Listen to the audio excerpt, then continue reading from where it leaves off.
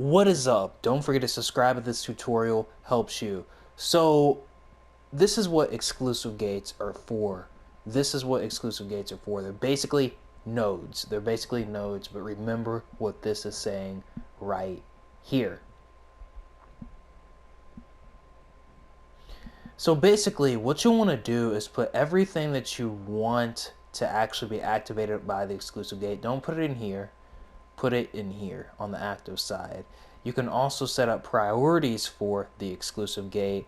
You can have it on automatic or you can have it on manual. Now what manual does is to where you can pretty much make it to where it closes off whenever something is powered on into the closed gate. Or you can have it on automatic or you can have it on Q. Let's go ahead and see what Q does. Q is represented to the priority, so this right here makes it to where this right here works also with it. I'm sure it might work with it automatically if you do it on automatic, so mess around with those settings. So I'm going to go ahead and show you what I mean. So over here on the other side, and we have the node settings, so let me go ahead and show you what the node, how it looks like a node. This is what nodes do, as you can see. It's sending it to this microchip right here. And as you can see, there we go. This right here sends a result. If this is higher than 0.47, it would power on this keyframe. So let's go ahead and show you guys how to actually use this. So if this has power, let me go ahead and turn this on or make it to where you guys can see this. If this has power, let's go ahead and make it to where it's powered on. And if it's higher than that, it'll send a signal to close the gate. Okay. If this has power, it'll turn this to 1.0. And since it's set on automatic, it automatically puts it back down to 0. But if I had it on manual, it would keep it at 1.0. And that's pretty much what an exclusive gate's for. However, if I decide to close the gate, then it'd take it right back down to 0. This is how you use exclusive gates in Dreams Ps4. They're basically nodes, and it's good for organization, and you can put multiple things on this side. You can name them the same thing, exclusive gates with the same name. You can use the priority settings. The priority settings, I'm guessing, can be used with Q. You can change the color of the exclusive gate. This is how exclusive gates are for. The gate output, you can use this. It'll always send a signal as long as there's something running through it. So this will always send a signal no matter what. And it'll probably be a signal represented to what this is up here. So let's go ahead and read what this is.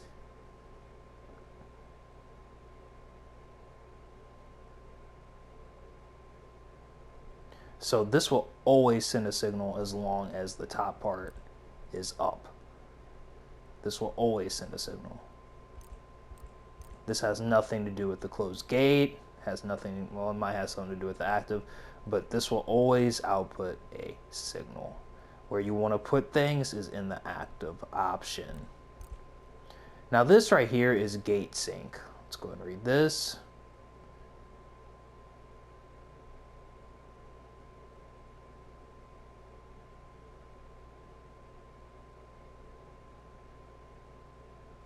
So that's how you use that. It's for instruments. It's basically, I guess, the close option, or it's just syncing up gates together to where it pretty much works at the same time perfectly.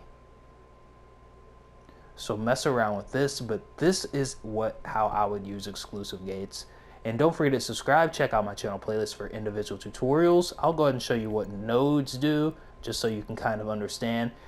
This is for organization of things on the active side, and nodes are for organization, period. So here we are pulling out a node. With nodes, you can actually change and see what kind of thing it is. It has an output import port, and if it's wired, you can go ahead and set all that, change the color.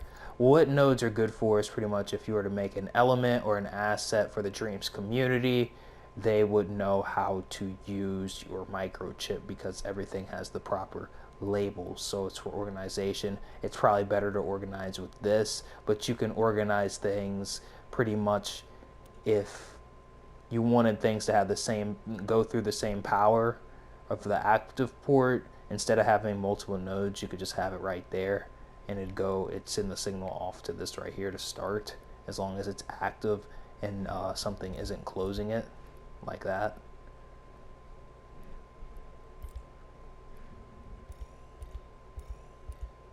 And if it's on automatic, it will automatically power it back up, as you can see.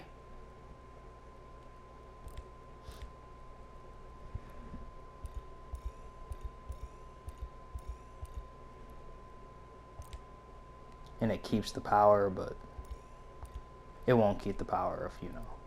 So it's pretty much that right there. That's how you use exclusive gates. Just rewatch the video if you're a little bit confused. You won't be confused anymore by the third time you watch it, I promise. At least I hope so. And that's pretty much it. That's pretty much it.